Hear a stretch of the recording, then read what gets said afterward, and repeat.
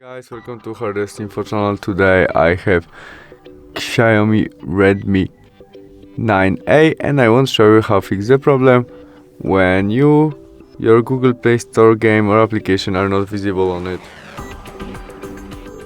To fix it, go back to the main menu of our Google Play Store, tap on these three dots and choose settings.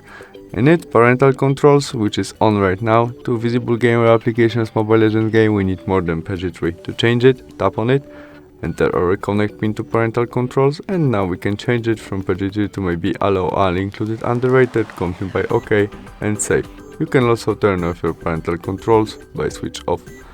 And that's all. We can go back and try search Mobile Legends games again, which is visible right now, and we can install it. Thanks for watching, see you soon, bye.